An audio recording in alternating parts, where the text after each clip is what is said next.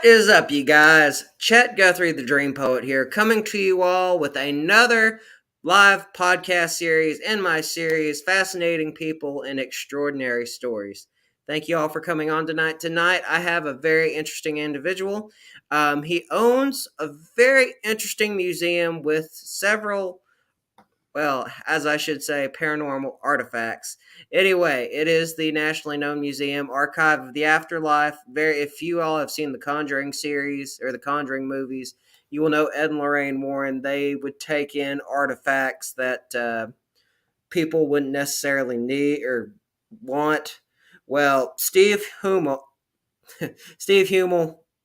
does something similar, and I'm gonna bring him on right now.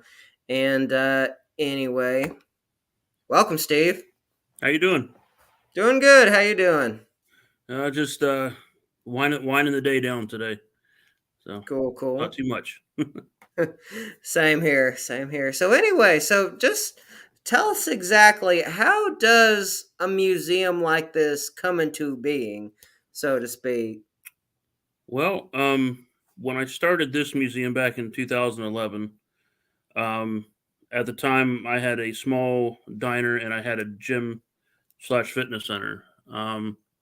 And so also at said time I was a tour guide at the penitentiary in Moundsville here, um, in my home state of West Virginia, and um, I've always been interested in collecting things, so on and so forth. And my friends Ryan and Dave from Paranormal Quest, we had went to Gettysburg, and we were just doing typical touristy stuff, going around.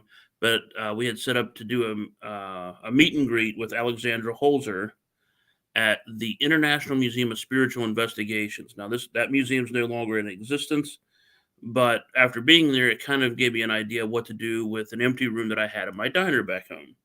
And that was to collect people's ghost stories, their experiences, their opinions, anything involving the paranormal. And I would write them down and eventually type them down, put their first and last name with each entry, and then I would get a frame and hang it up in the empty room I had at my diner. And pretty soon, I would find an item that was from a funeral home or something just odd and quirky, and just kind of add it to the room. And pretty soon, people would send me an item and say, "This creeps me out. I don't want it in my house," or "Can you come to my house, remove this item," or anything. Think of a scenario involving that, and that's kind of how the museum got started. So I started the museum on $50 and a bunch of people telling me it was a bad idea and I shouldn't do it and it's just a waste of time. So that kind of gave me the drive to do it. Basically saying, "Hey, I did this without TV time and I did this on $50." And it got to the point where I enjoyed it though. The main thing is I enjoyed collecting. I enjoyed the ghost stories. Who doesn't enjoy a good ghost story? You know what I mean? And Yep. plus the fact that I had already been investigating with my friends Ryan and Dave and Jason, we're all from Paranormal Quest, and so it's just kind of grew from that.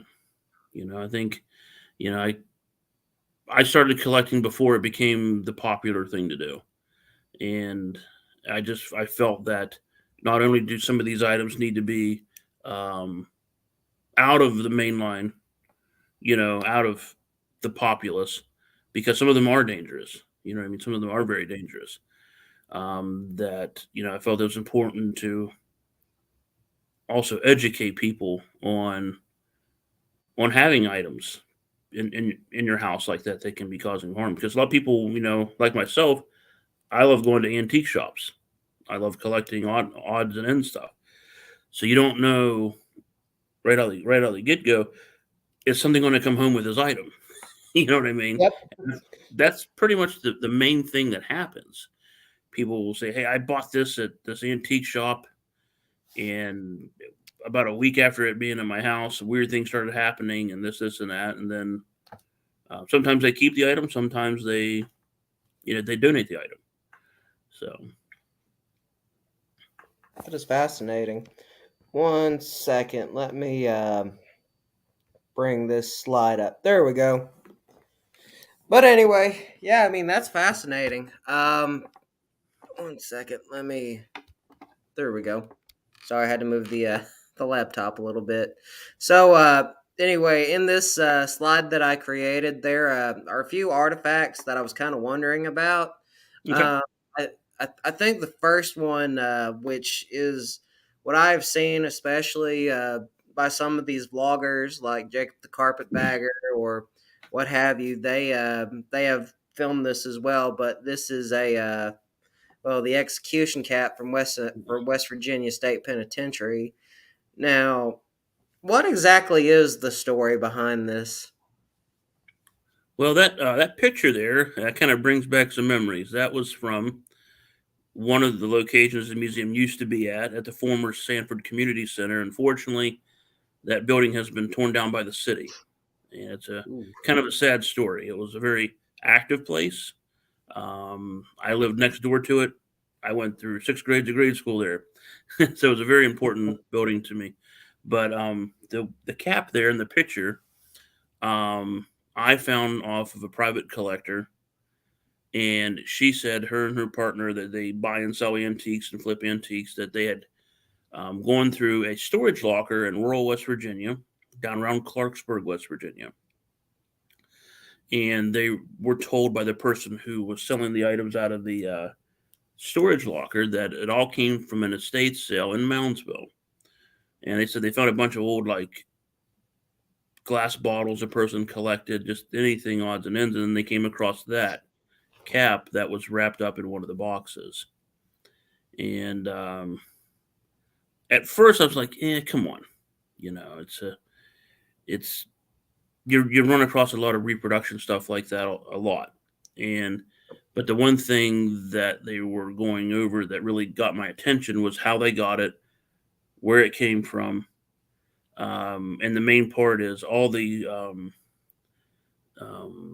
the rivets that were used in and around the cap there were actually made with copper, and a lot of folks wouldn't realize that copper is very highly conductive and was used a lot of the times in you know the execution caps to help increase the the connectivity. Yep. So it was very. Um, it took. I had to think of it. I had to think it over for a bit, but I started thinking. The story lines up.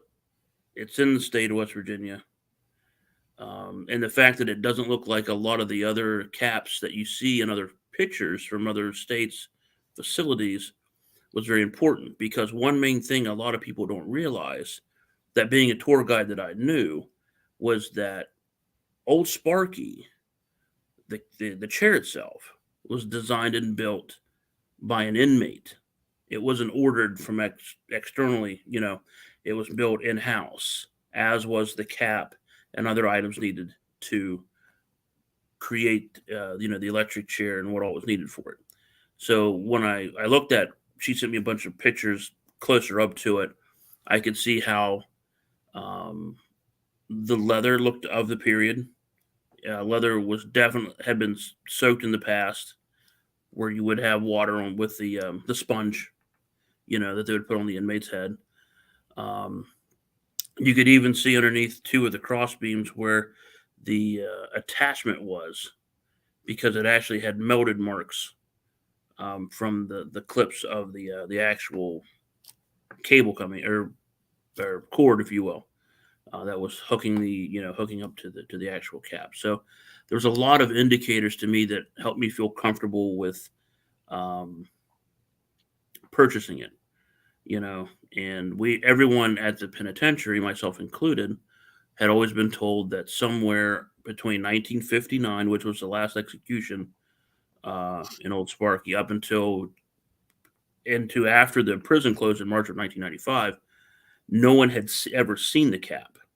But we were always told that someone took it as a souvenir, more than likely. So I didn't have a picture to go off of, but with how it was built, how things were designed back then, uh, the aging of the leather, the copper rivets, to me, everything lined up enough for me to feel comfortable with purchasing. I purchased this piece. My other thought was, it being I'm 99% positive that it is the original one. That if someone else gets it, it'll never be seen again. It'll never be in West Virginia again, most likely. You know what I mean?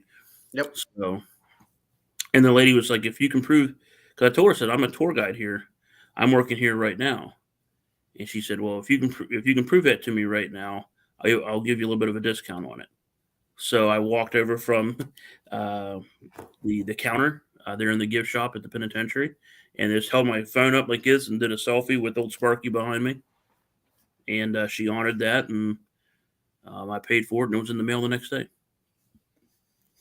Oh So wow. how it came to be was kind of a long story, but tried to make it shorter. But yeah, Well, I mean, that's fascinating that, it went missing for what, close to like 40, 50 years, and then it reappears in like, of all things, a person's storage shed or yeah, storage unit. I mean, that's that's incredible. yeah. And like I said, it was I forget who it was. Someone told me, he said, you need to check this out on eBay. That's where it was. It was on eBay above all places. And I said, what? So, yeah, just check it out. Here's the link. He sent it to me. I'm like, this is no way. Like one of those. There's no way. And then I called the lady. She was still up, and I didn't waste any time. Whether I'm collecting World War II items, haunted items, or my local history, Mm, I don't like wasting any time with that, because you never know, you might lose that opportunity to be able to get the item. yep, that's true. I guess what was the first like bit of activity that you all got with the helmet, or the cap, I should say? Well, being that Ryan worked there, I worked there. Dave's mom used to volunteer with her paranormal group. Once a month, they would come up and volunteer on the public investigation nights as volunteer guides. So that's how we all met. We always say we met in prison, and that's how we all met Jason as well, because Jason one time came up with Polly's group and so on and so forth. But when I first got the cap, I came right back in the next day with it, um, and we decided after work we would bring in a REM pod and what we had at the time to see if we got any reaction with it. So the chair itself is actually locked into one of the guard cages. So we use these little gripper hooks you use in like kitchens or whatever, to get something off the shelf. So Yeah. we used one of those and was holding the cap and went through the bars with it and laid it on the actual chair itself. And then we put the REM pod and kind of scooched it close underneath the chair. And then with short amount of time after that, we started getting just hits off the REM pod. So it was really interesting. It was really, really interesting. And then other teams that have investigated there have gotten some interesting responses. A good friend of mine, Dave Spinks, he's a former law officer, and what was his name? Dave Weatherly and Sean Austin were there at the old Sanford location, and they were investigating one night. It was probably one of the most intense lightning storms I've ever seen in my life. Like, it was so bright at 2 or 3 in the morning from just the lightning, you could see outside, you could see across the street. That's how just intense. Oh wow. And they were getting some cool responses, with K2s, REM pods, and stuff like that, and some EVPs from the cap. Well, the next night, they were over investigating at my other good friend's place, Kristen Lee, at the Bel Air house over in Bel Air, Ohio. We're just right across the river. And Dave was over there sitting on the couch, and he asked, doing EVP session, who's with me here right now? And it said Mark, which Mark Ingram, if you look at the picture up front and center, the inmate up front and center, Yeah. that's Mark Ingram. His spirit, Dave strongly feels, and it really sounded like the individual in the EVP say Mark followed him over to the Belair house because Dave was going, "Well, I'm law enforcement, and I think you're a punk," and this just trying to provocate a response. And Ingram followed him over to the Belair house. It Oh, was wow. really interesting. That's crazy. But that's really fascinating. Um, Gosh, I mean, that is so fascinating. Um, what am I trying to say? 1 second. I guess we'll go on to one of the things that I found was this. Okay. I take that was some type of That is a German helmet from World War II era. I have a few of those. That one, um, I was told by the person who found that, Maurice Stade, he's from Latvia, and he and some of his friends volunteer with a group called Legenda. And Legenda is a volunteer group that goes around and finds war graves. And what they do, let's say you yourself and your grandfather told you at the end of the cornfield or the farm field, whatever, uh, there's 10 soldiers buried back there. Well, the property owners contact Legenda. Legenda goes out, all voluntary, and they go out, take their metal detectors, and search for the reported graves. It doesn't matter German or Russian, it doesn't matter. And say they're in the process of looking for the graves. Well, they do find some items, this helmet being one of them. So none of their items that they put on auction comes from a grave. It comes from them looking for said graves. So there's not from an actual burial spot. So, but what they do because it's voluntary, items such as the one you're looking at here, they find some of them clean them up and do an acid bath, and it takes care of the rust, and stuff like that. And they put them up on a 48-hour auction. So whatever money they make off of helmets or little bullet casings or just any little thing like that all goes into reimbursing the volunteers for food and fuel. So they can get to the location, they can feed the guys, and any graves they find, every little item, all the way down to the last button, stays with each individual soldier. And if they can, with their database, with dog tags, there might be some paper, sometimes will actually survive. Yeah, and they try to find the next of kin for each individual soldier if they can. And it takes about 6 months to 8 months or so to go through all that. And at the end of that, once they're done with each individual grouping of soldiers, they give them a proper burial at a local churchyard. One of the volunteers I remember hearing allocated a few acres of his own property, and they give them little miniature. They look like little miniature black coffins, and they're all yeah. the remains, all the items, all the metals go in there with the individual. They have evergreen they put around each individual box, and they have a priest come out, consecrate the ground, give them a proper military burial. So, and they say it doesn't matter if they're Russian or German, their war is over, and they both deserve a proper burial that way. So this item came from Latvia. I have a couple other German helmets that came from Lithuania. That was from a different collector. The one item I do have that's pretty interesting. It's I have a picture of it somewhere. It's a canteen, and it's got coconut fibers that was used for the insulation of it, and that was from a guy in North Carolina who purchased it from a guy from Volgograd, Russia. And the guy from North Carolina was smart enough and nice enough to keep the initial box that the guy from Russia mailed it to him in, and he also sent it to me. So it proves where it actually came from. Volgograd back in World War II era, though, was actually Stalingrad. So I have one relic from Stalingrad, and there's a That's couple bullet holes fascinating. through it and stuff like that. So I have initially one of my ideas for a museum before I kind of put my blinders on and went with the archive was called World of Wars. It was just going to be a military museum with anything and everything in it, just kind of a hodgepodge of this and that. Huh.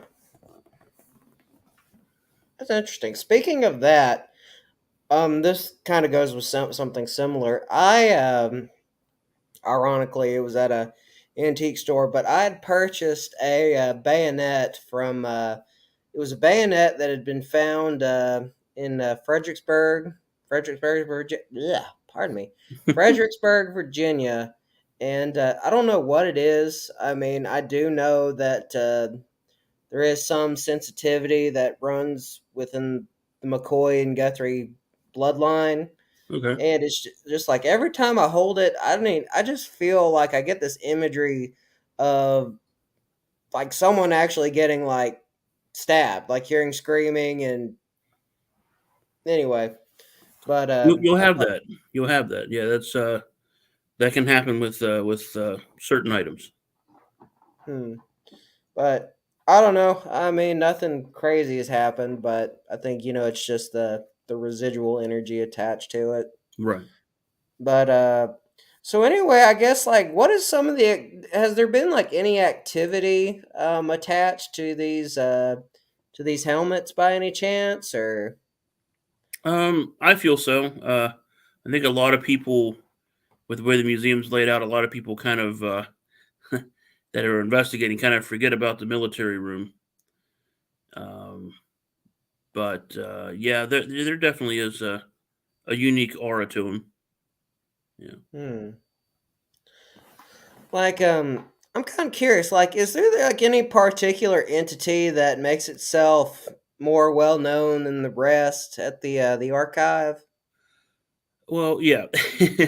We I have where the museum's at now. We're fortunate enough to be able to get it. I'm wanting to move back to Moundsville Wheeling area, but I only had 3 months when the city took over the Sanford Center. 3 months to pack up, find a place, and move. So I had to move into a town that's about 19 miles away from Moundsville, which is pretty important for tourism for the traffic. But being that we're in a house now instead of two classrooms, I've been able to kind of separate some of the items that tend to be more, what do I say, more malevolent in nature. We call it the dark room. Those are items that were used in or around exorcisms, demonic cases, items that have been reported or have been shown signs of harming people, whether it's physically, spiritually, or mentally. Um, a few of the items in there tend to be they tend to be very dominant with people. The main one in there is attached to about a 3 foot doll uh, that we call the Hope doll, and Might she has have. scratched people, pushed people, moved in her case. Might want to have one of her. There's a lot of those older pictures. Oh, there we go. Keep going. That is that That's one not it? her. No, Oh, that's tied to paranormal paranormal nightmares case involving the Bell Witch Cave. But that's in the dark room though, so you're in the right room. hmm. So we get any? Um, I don't have any on me. I was gonna say I actually did a video on the Bell Witch lore back in October. Like, if you go to that property, I mean, it's like the energy that is still there. Yeah. You can feel it. Oh, Like, no doubt. I mean, like I said, I mean, some sensitivity runs in the family. I'm more of an empath. I mean, I can pick up on things, but I That's mean, that's it'll that's hit you about where like I'm at. huh? That's about where I'm at. Yeah. I mean, it's like I mean, I guess if I probably could push further on it, but I don't really feel necessarily called to it. But anyway, but going back to the doll, it was a 3 foot doll, or Yeah, it's about 3 foot. Um, so actually, right where that doll is in the picture, if you were to turn and look to your immediate right, that would be her in her case, about 4 or 5 feet from it. But yeah, she's pretty nasty. She like I scratched mean, people's hands, their backs. Um, One investigation was a friend of mine, Sean Austin, and his friend Eric. They were investigating there. A lot of vulgar and derogatory remarks about the Trinity, stuff like that. Mm. I re-blessed the case just to kind of lessen the energy. We went to put her back in the case because we were doing some work with her out of the case, and the item they were using that was using was allowing them to have verbal responses from the entities had been quiet the entire time. And I put her in the case. As soon as she crossed the threshold into the case, the F bomb came across really loud. It was Oh just wow. the stuff that you would have to be there to really have faith that it happened. Stuff that you would, you know, only really anticipate hearing in a movie or something like that. Yep. So, I mean, I've had. Speaking of that, I've had a few experiences myself.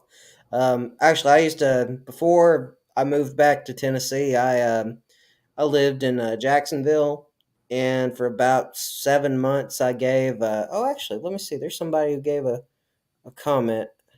oh yeah, Oh, anyway, I'll read that here in a second. Um, but what was I saying? But darn it, what was I saying? I had a total brain. Oh yeah. Anyway, I would give ghost tours in St. Augustine through Ghost August. Well, what am I trying to say? I would give ghost tours in St. Augustine through Ghost Augustine.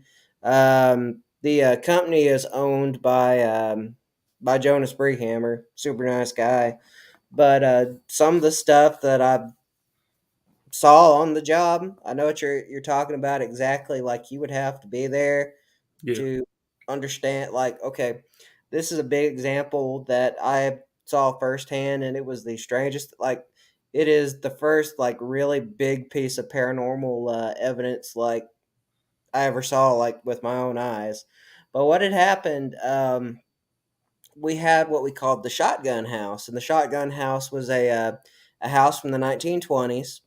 There had been about like the spirits that were associated with the house. They weren't, they didn't come with the house. They came with the land, Okay. and it was just one of those situations where it was basically built on top of a portal, but to get back to what I was saying, I was doing my training.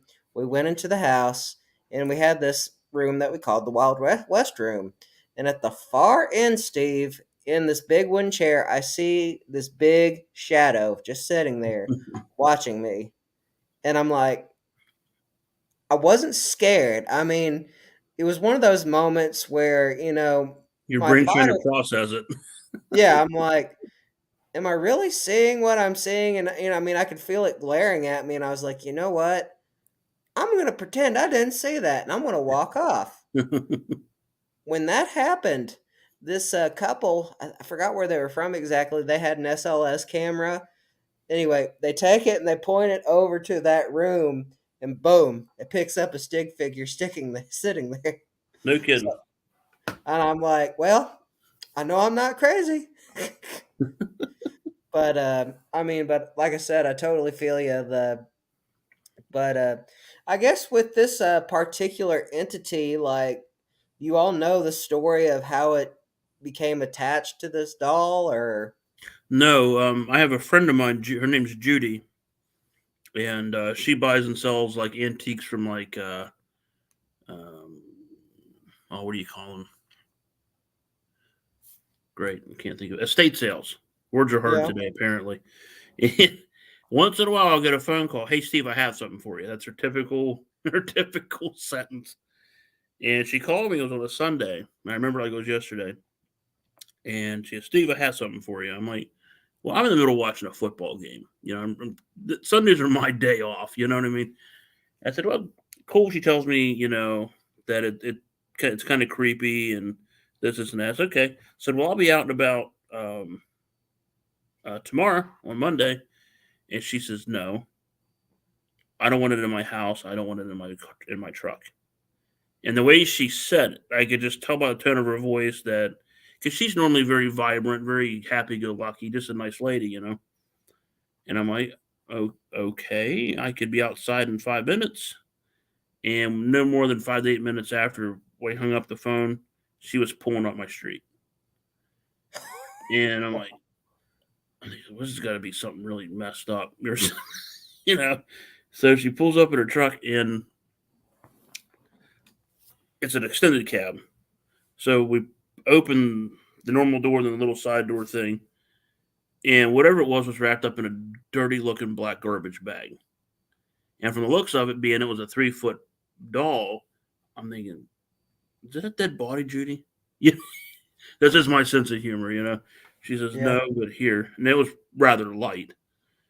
And as soon as she put that in my hands, not looking at it, couldn't see it. It's all, like I said, it was all wrapped up in a dirty black garbage bag. The first thing I thought of was rage. Just felt it. And I felt child abuse and a mixture of that instantaneously. And then I lifted the side of the bag and I saw the baby or the doll's face. The hair had been cut and mangled looking. She was face was dirty, and I just did not feel well with it. So I took it from that point that evening. Took it over and just put it into the Sanford Center. And didn't want to. I don't want it. I stay a lot at my grandparents' house because they need a lot of help with things. I mean, my pap's 82, my grandmother's 80, and they need help, and I didn't want that being involved with their house. So, but since we've had it, she's moved on her own. Again, she's scratched people, she's pushed people, vulgar, negative responses to the Trinity. Um, she's just a very, very nasty vessel, basically. Dang. Yeah, I've had Well, one lady say this. Now, you know, I'm not the type where I bad, I think bad or try to talk bad about other people's collections. I think it's important that people do collect these items and keep them off of the street, if you will. You know what I mean? Keep them in a safe place. yep. So I'm not that type of person. I'm not this whole you have to compete with everybody in the field and all that garbage. But I had a lady on one of my day tours this past year tell me that she actually got to see um, the Annabelle doll at an event, and actually also got to see the Peggy doll, that's out in Las Vegas. And she Yeah. said that the Hope doll bothered her more than the other two did. But I also think, just like you and I, for example, we hit it off pretty well, good vibes. I think not only people who are living can actually feel positive or negative around people you first meet, but I think that also carries over where a person comes in contact with an energy from a person who's passed on. I still think people can either coexist or not coexist energy wise. But whatever's connected to hope in this case, um, it gets thrown around a lot. I've gone to the college for this. I'm ordained. I deal with this stuff a lot. I do believe whatever it is demonic in character, if you will. It gets thrown around a lot. I know that, but when you work with this stuff, you collect this stuff, you deal with house blessings, you help people with certain problems. You get very in tune with things like that. Um, and hope's probably one of the worst items that I have in my collection or that I've experienced just being around. That's Oh including the wow. cat. Dang. Well, anyway, dang. But anyway, Aaron Yusidro asks, have you ever had anything follow you home from something you've purchased? Multiple times. Actually, behind me here, this picture right here, Yeah. I kind of wanted her to in the kind of shot. That's an item that I typically would have in the museum, but where it's at now, unfortunately, that area is known for break-ins. So a lot of my items that are important to me or valuable, I do not keep out there, and then including this picture behind me. And Annie is actually the name of the person in the actual um, picture. and I purchased her at an antique shop up in Wheeling. I had known about the picture even before I had the museum. But one of the vendors up there I would always frequent because he sells World War II items, which is where I spend a lot of my money. Unfortunately, it's a bad habit. But I would always pass this one particular vendor, and that picture would always be at that in that vendor spot to get back to where the World War II stuff's at. So this one particular time after starting the museum, I instantly thought of I got to have that picture because I want to see if other people get a vibe off of it like I do. So I went to go purchase the picture, and that particular time I went up, as I walked closer to where that vendor was at, I realized that vendor was gone. The whole bay where that vendor was at was empty, including the picture of Annie. So it's always that part in your life you want something you can't have. You know what I mean? You get kind of bummed out about it. But a few visits later, something interesting happened. I was going up to check out to see if there was anything new with the military vendor. And walking back, I could still see from an angle the vendor bay that had the Annie picture was empty. But as I walked directly in front of that bay, I looked back towards the wall. For some odd reason, all literally by itself was the picture of Annie. Don't know how it got there. Don't know who put it there. So I bought it that I $45. I bought the picture because again I was curious. I know what I felt. Multiple times I would actually stop and just stare at the picture, not knowing why or whatever. Just felt pulled, connected to the picture, to the energy. And after I'd had it, we just started calling her Claire. It just felt like a Claire. I don't know, but I eventually kind of got the gumption and the courage to take the back off the picture because I didn't want to ruin the picture. But luckily, the little piece of paneling that's on the back of it wasn't connected to the picture, so I could take it off, lay it face down, and not even have to touch the paper that has the picture on it. Right. So when I did that, and I have a picture of it on my phone, so I don't have to do it again. It had her first, middle, maiden, last name, the date the picture was taken, which was June 15th of 1902, had her wedding date, had her parents' names on it, and had her two daughters' names on it. Everything right there. And it took about a year and a half to 2 years because I wanted to find out more about her. Well, I couldn't find much about her until a former teacher that worked at the library got me in contact with his friend, Judy Maltinsky, who was the genealogist there at the library. And she did her research and found out that why I couldn't find more about her is because Ancestry had the year of her death at 1956. However, she found out through a couple newspaper obituaries that it was 1966. So within a day, the next day, I made 3 phone calls and eventually ended up calling the funeral home that her funeral was at and found out that she was buried about an hour north of me. So I took 2 of my friends, we went up, and the guy I had contacted involving the cemetery because they don't have a computer, they do it all in books. So I said, we're heading up anyway, to go check it out. And he called right when we were driving into the cemetery and said, she's over in this area here. And we looked there and couldn't find her. So I think he got it made a mistake with it. So being that the cemetery was on a hillside and shaped like a pie wedge, pretty much. I had Mike start at one end, Will start at the other end, and I went all the way to the top and was going to work my way down. And I remember walking up there, and I kind of said to myself, not out loud, I said, please God, just let me be the first one to find her if she's here. I don't ask for much, but just to see it and put the last piece of the puzzle into the puzzle. You know what I mean?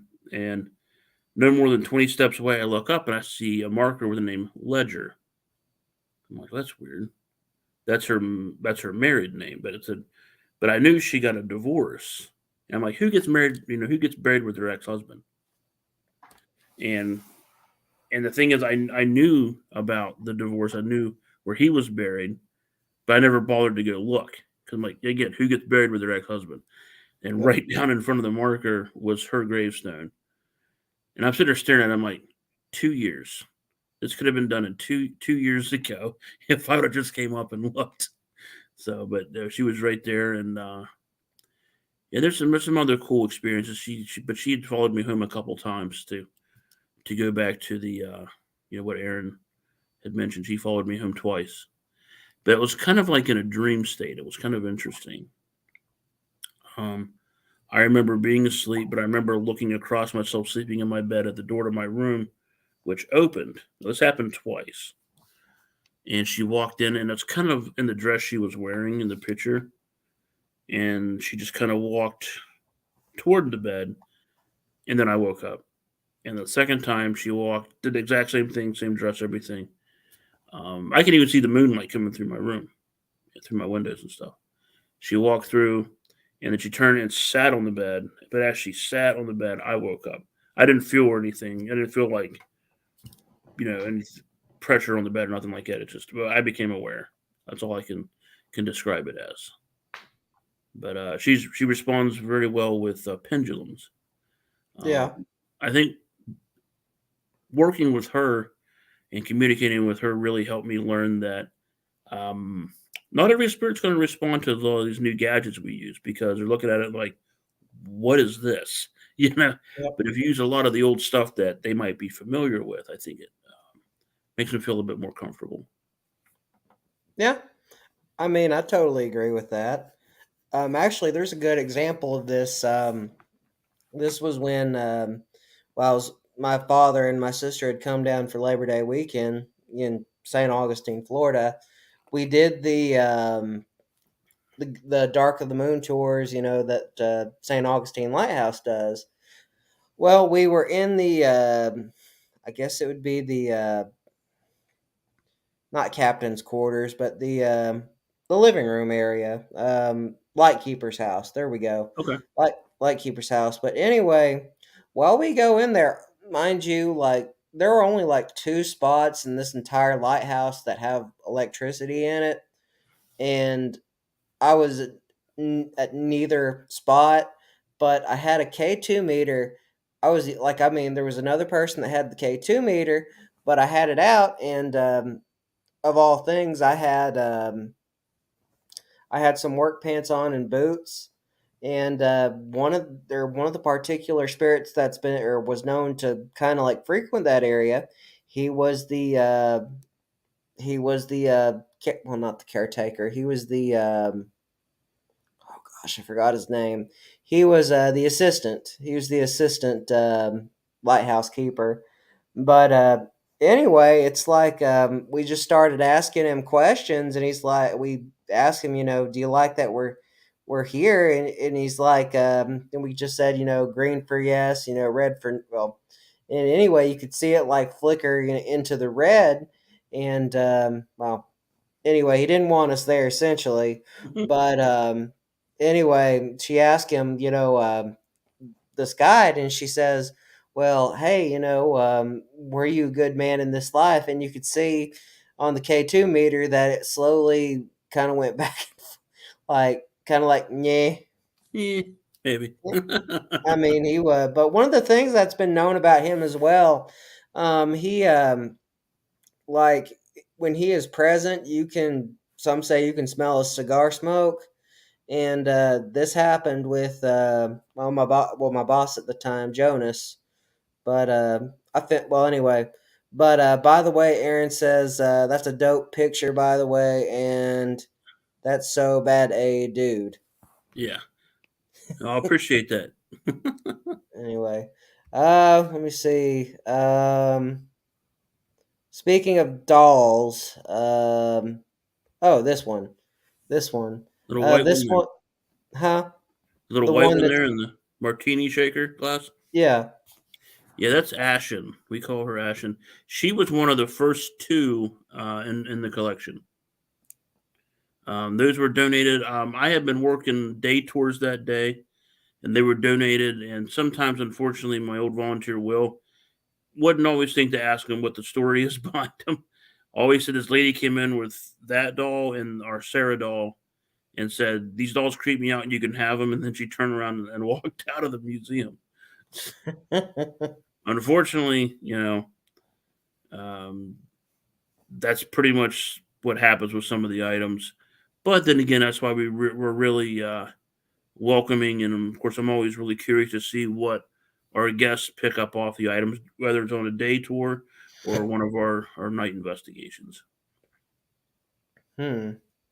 Well, I mean, like, with this particular dot, well, I mean, like, has she caused like any type of activity by any chance, or? Yeah. She some people have gotten like K2 spikes off of her and different things like that. We do have some items that are mainly residually haunted. So I kind of refer to those just to explain to a lot of the guests who really don't investigate. We call those charged items, just to kind of give them a label. So those are items that, through investigating, that they've shown signs of having a charge to them, an EMF charge of sorts, but there's been no intelligent communication made. Hmm. So just to kind of, again, to kind of help a lot of our museum guests that aren't familiar with paranormal investigating, we'll call those charged items or charged relics. Um, we also use the word haunted relic for items that um, have shown signs of being charged, but also there have been intelligent communication made with said item. And then we'll use the term a cursed item, if you will, just to allow the guest, again, the people who aren't that familiar with investigating, that this item um, has certain signs of being charged, is intelligent, but is malevolent in nature or worse. Hmm. So, like with the dark room, I make sure, if I'm doing the tour or my friend Vicky, we'll make sure that everybody knows that the dark room is an optional room. We do not make people go into a night in a place if they are not comfortable. Um, it's not about entertainment necessarily. It's about informing people.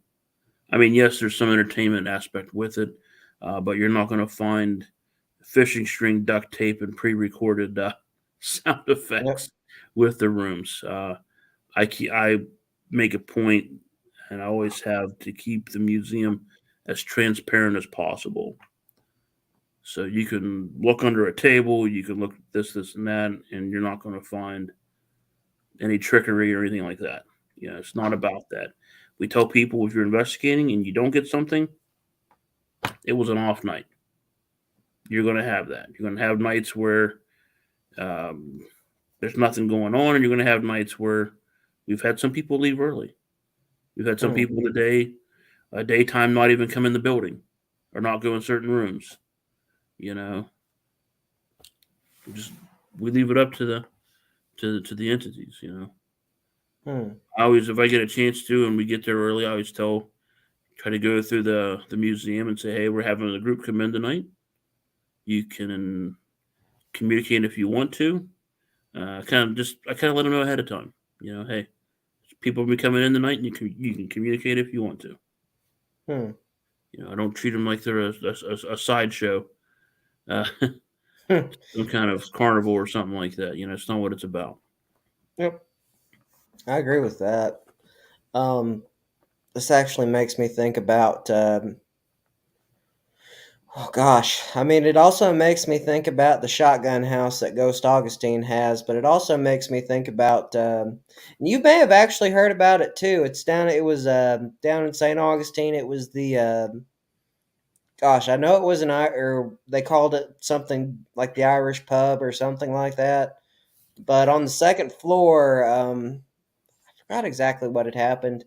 I think I believe somebody got murdered on the second floor, and whatever entity is on that floor is very violent. And there was one particular guide. We call him Mr. Ed. Well, granted, Mr. Ed, he's in retirement right now, but when he would give tours in that particular spot, whatever this thing was, he would always get this feeling, don't cross this certain point. And well, anyway, he just wouldn't go there. But there was this one particular guy. I think he was. I think he was give. I want to say he was an investigator, I believe. But he goes and he crosses the threshold, and he starts mocking this particular entity. And what I understood correctly is you could hear like whatever this thing or whatever this particular entity was, it was getting more and more angry, and it kept on saying, "I'll kill you, I'll kill you," and it said, "I'll kill you a third time." And this didn't sit right with Mr. Ed. Well, Mr. Ed was trying to talk to this paranormal investigator, and he was telling him, hey, you need to go back to the spot because this when this entity says that it's going to do something, typically it happens. So they start talking it over, and eventually he says, you know what, I'm not going to go there. Well, I think it was about I think it was about 3 days later.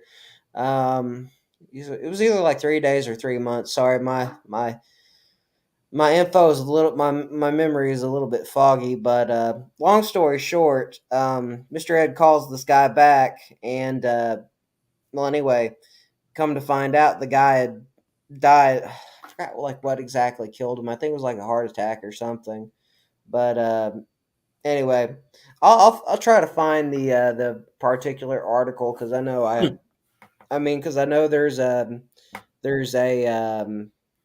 podcast done on this particular story, and that's how I remember it.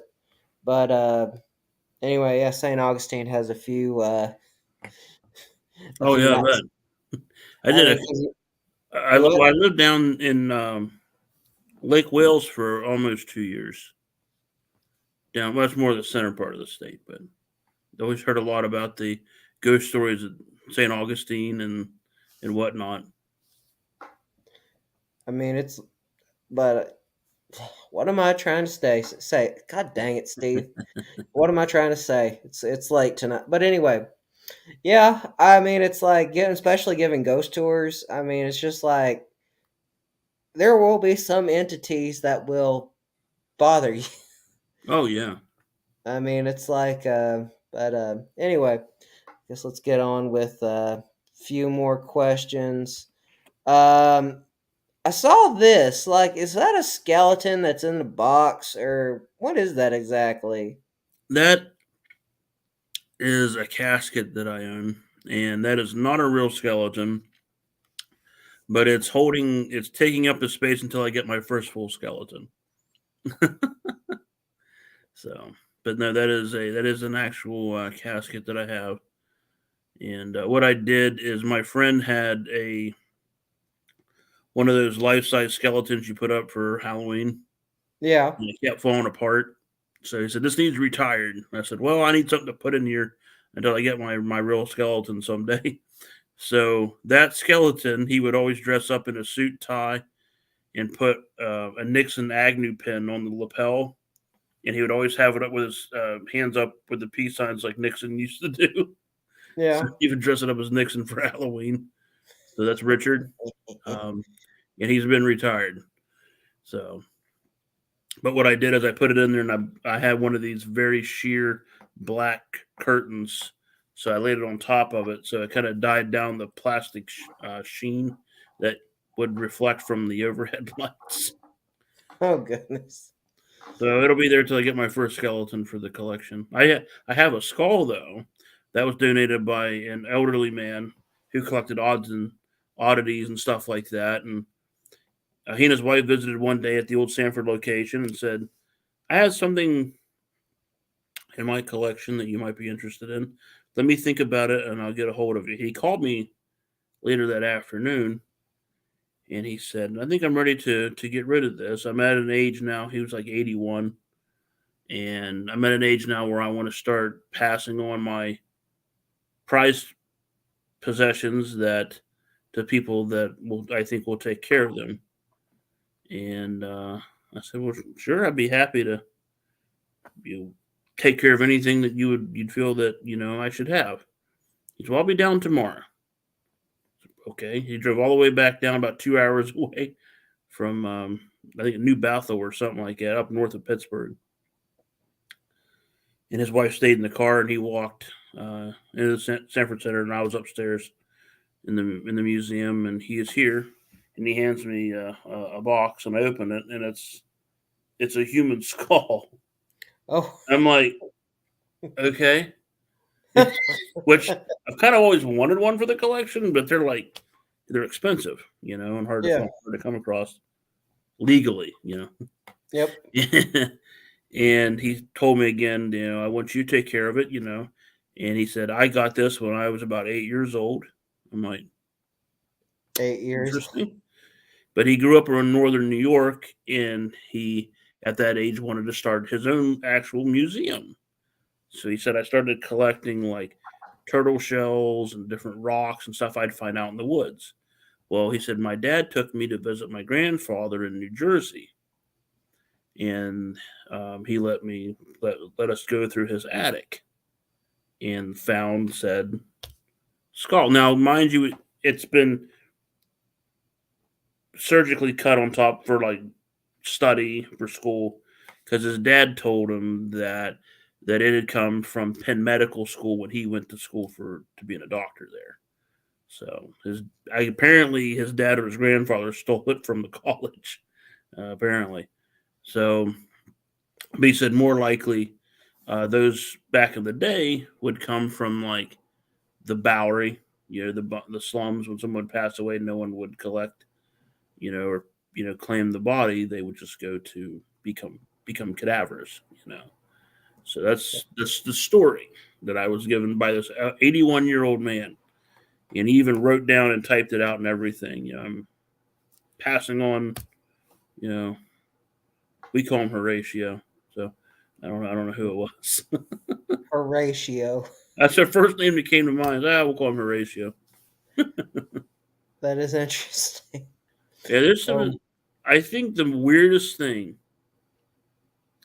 and I won't divulge the name because it's just a weird thing happened. And my friend Vicky can vouch for it. We were sitting in the museum, and this lady came in about my age, maybe a little bit younger, with her boyfriend and a couple of family members. Went through the museum, had a great tour. Real nice people. They started talking about um, how her and her dad always used to fight about this, and that, and just a real toxic relationship. Apparently, I'm like, it's a shame. You don't want to hear people having this type of relationships with family, especially. yeah. And she said, I might have something I might want to donate to the museum. Okay, well, sounds good. Like I said, we don't turn anything away. I just don't want people to feel that they have something that's so terrifying that no one will take it out of their situation. You know what I mean? Especially say the Hope doll or something. I don't want people to have to live with that. I don't take it to my house. It just goes in the museum collection. Well, about a week and a half, 2 weeks later, I get this box. I have people send it. I have stuff sent to my house right now because again, cameras are notorious for break-ins, and I don't want someone stealing my mail. You know, Mm. and I get this box, and I'm like, this sucker's heavy. You know, and so I go in the house, start cutting it open, the box, and there's like a little canvas bag. It's kind of weird. So I open it up, and there's a plastic box inside the bag. So I pull the box out, and I realize she sent me her dad's ashes. Yeah. With a letter stating, this is me, so and so. We spoke, and I told you I had something I wanted to donate. Well, um, I feel the negative energy in the house is coming from her dad's cremated remains. That's not something that goes on display, but it's one of the weirdest things I've had donated. So. You, you know what kind of story that brings me to? Have you ever heard? Well, I mean, I'm pretty sure you've heard the case. It happened. Actually, I think it happened in New Jersey. I believe. Crap, because I was. One second, let me bring up the name.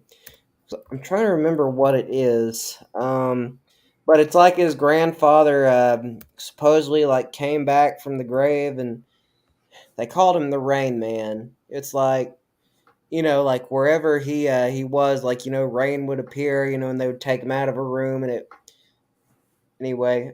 Huh. Let me look. I'm trying to remember the name of the guy who Rain Man Demon. Gosh, this is gonna drive me crazy. But 1 second. Story. 'Cause I mean, I know it was on Paranormal Witness, and I know I was watching a video that was on YouTube about it. But anyway, it's like the story went that his grandfather came back, and that's the reason why there was, like, I don't know.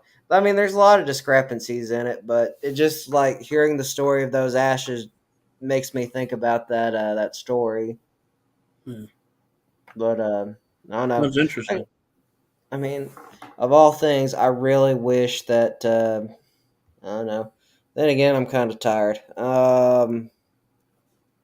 Anyway, well, I'll send it to you when I find the because that's gonna drive me crazy that I can't remember the name of it. It'll be Because 3 o'clock in the morning, and you'll remember, like, oh yeah, I remember now. yep, that's what's gonna happen. I know we're kind of nearing to the end.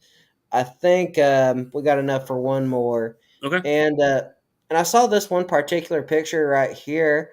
What is the attachment to the foot book anyway? I remember hearing something like So far, we believe we've made communication with one of 4 victims of a quadruple homicide that this book we feel is connected to. Long story short, across the river in St. Clairsville, um, what year? 2001? I think 2001, maybe. It's been a while back. I have the paperwork. I looked it up. But there was a couple. They had 2 sons. They were from Pakistan, and both were doctors. I know for certain the mother, she was a doctor and worked at Martins Ferry Hospital. And at this particular time, she was going through a divorce. She reported that her husband was verbally and physically abusive, wanted a divorce, and of course, in that culture, that's a big, it's a big no-no. Something that just doesn't happen. But during the situation, her father came down from Canada, and her sister from out around San Diego had come just to give moral support and be there with her through the ordeal. And her sister that came from San Diego had a 2-year-old named Nasira. So they're there at the house, being with her in support, you know. And a few days after the fact, she'd missed a few days of work. So a friend at Martins Ferry Hospital, I'm not sure who, reportedly went to the house to kind of do a wellness check. And then after being in the house, had found out that the mother, the father, the sister, and the 2-year-old had all been stabbed multiple times and had their throats cut. And the dad, very short time after that, was stopped and arrested at JFK Airport with the 2 boys, all three with passports going back to Pakistan. So he is on death row in the state of Ohio. So that's the story of what happened to them. Now, the book was donated by a friend of mine, Shane Berge, who now lives in Texas. He's also was real big into investigating the paranormal. And he had a lady contact him here in Moundsville and said that she had what sounded like kids running through the house. So they heard footsteps and giggling and stuff like that. So he did a couple investigations of his client's house. And it came down to him asking her, "Did you bring anything new into the house lately?" And she says, "Yes, I bought some items at a yard sale for my grandkids." So he asked to see the items and kind of did some one-on-one investigating with the items. And he feels he had pinpointed the activity being connected to the foot book. And he asked, "Well, where did the items come from? Where was the yard sale at?" So she told him the address, and he went and looked and found out that next door was the house that the quadruple homicide took place in. Now, a friend of mine, and I trust, Gary Brandon, he is the fire chief on our local paid fire department. He said in his opinion, on the bottom right hand corner and on the back of the cover, that those are bloodstains on the cover of the book. Um, we contacted. There's a name inside the book, which does not match to any members of the family, but it matches to the household or the house beside the house that had the quadruple homicide in.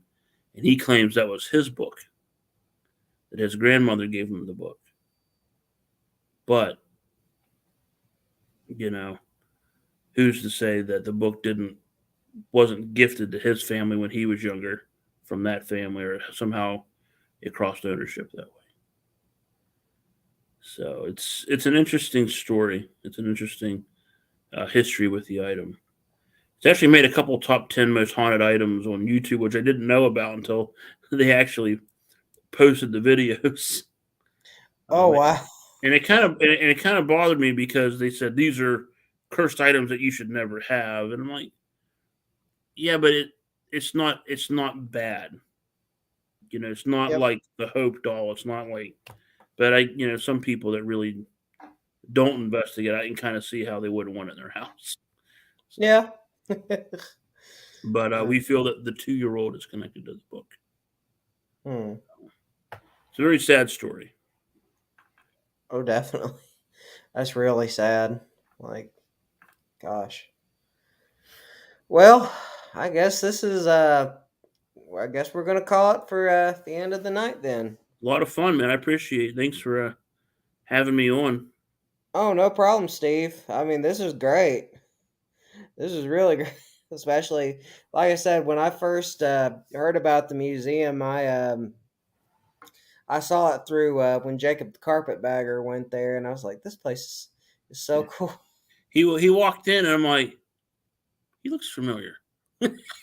Gave him one of those looks, like, I know you, like one of those looks, and no, he was super super cool. Oh goodness. All right. Well, anyway. Anyway, guys, thank you all for watching tonight. It means a lot. Thank you all for listening to Steve and his story. But anyway, guys, remember, stay posted, stay tuned. I love you all very much. Peace out, you guys.